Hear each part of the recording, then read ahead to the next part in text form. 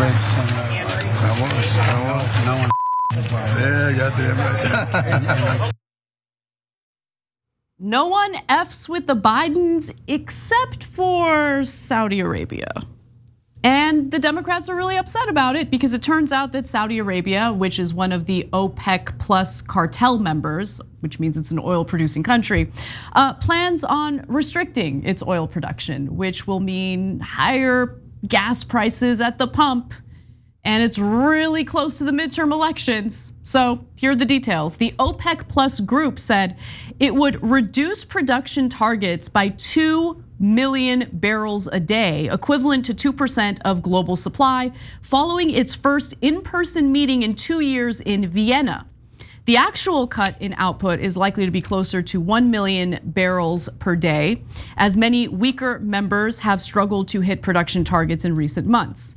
Now, the decision came despite extensive lobbying by the US government to get Saudi Arabia and the UAE to produce more oil. And essentially, Saudi Arabia is like, nah, bro, we're not gonna do that. And look, there are multiple reasons, in my opinion, that they would essentially manipulate the market the way that they intend to. Limited supply means what? Higher prices means more profit for them. So they already had that reason to do this. But the other reason I think is a little more interesting, which is the, I think, clear disdain the Saudis seem to have toward Joe Biden and particularly the Democratic Party. I think their timing is fascinating here. Yeah, so this has a lot of different implications, not just about oil, not just about Saudi Arabia. So first of all, it is a giant FU to Biden and the Democratic Party, because Biden goes all the way over there, kiss their ass, and then a month before the election, they try to spike gas prices to screw over his party. The fact that it's a month before the midterm elections is 100% not a coincidence. Even if it was, then when the entire US government yells at them, which they are doing right now, going, what the hell are you thinking, right? Now they know, but of course they knew. So it's the Russians and the Saudis saying, we'll show you. And now there's the second very important component of that. In the old days, countries like Saudi and Israel that were trying to curry favor with America would be religiously nonpartisan. Right? They would give the Democrats, they'd give the Republicans, and they would say, oh, we don't get involved in American politics. We're happy to bribe both of you and then get favors back, right? Now they have made an active decision. No, we're going fully Republican because those guys will sell out to us.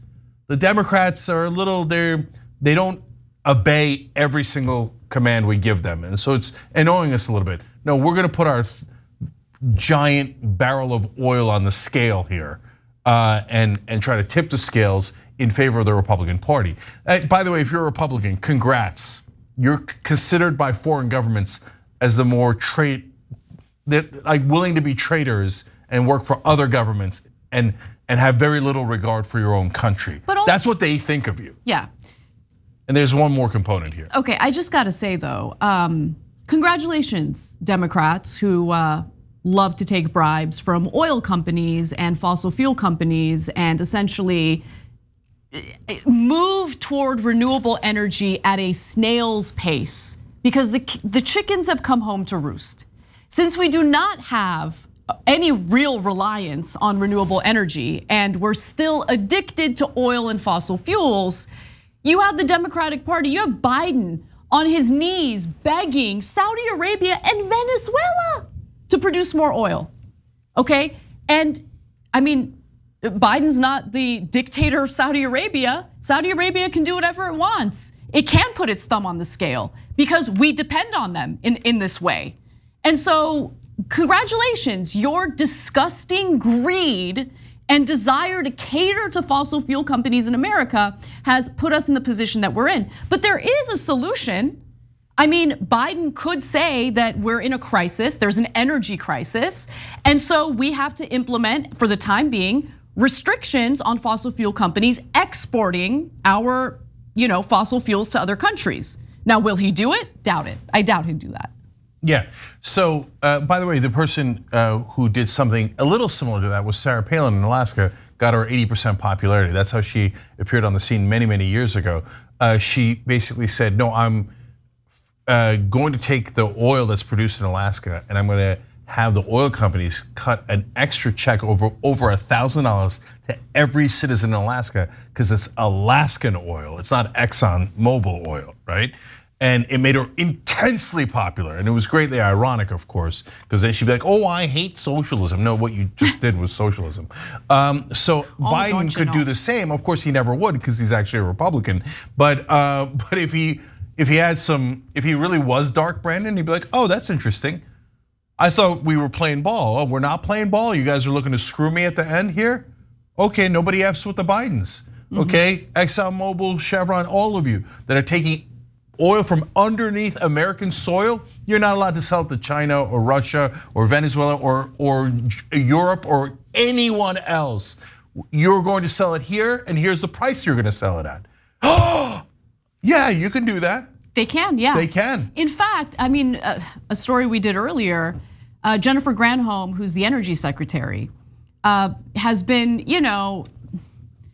kind of threatening these fossil fuel companies in regard to the exports. And so she said, if you guys, we'd like you to stop exporting so much of these fossil fuels to other countries, the highest bidder, because we have some, issues here domestically. We obviously need this.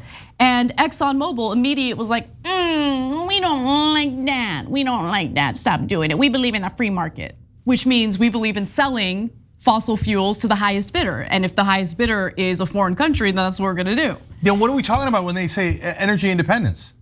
Understand, anytime anybody says energy independence and then says we should allow the private companies to sell to China, etc., they're saying, oh, we're just kidding, we're total liars. It has nothing to do with energy independence in America. It has to do with supporting oil companies and their grotesque profits and dumping all their costs onto us, including climate change. So that leads to the last thing. Look, so this is also a test of how corrupt America is. Other foreign governments have calculated if we grease them enough, they'll do anything we want, and we could tell them F you in the biggest way possible, and they'll still bend to our will because their system allows for bribery. So right now, lobbyists paid by the Saudi government are spending money against Democratic candidates like Fetterman.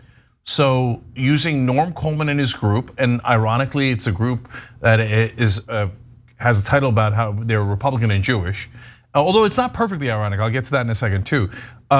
So they're going and they've spent $1.5 million against Fetterman in his race, and so Dr. Oz is the beneficiary of that. So what is Dr. Oz going to do when he gets in office? He's going to kiss Saudi ass for the rest of his life. So they're going around buying all of these politicians, and basically they're now saying to the president of the United States, we think we've purchased enough of your politicians that there isn't anything you could do to us.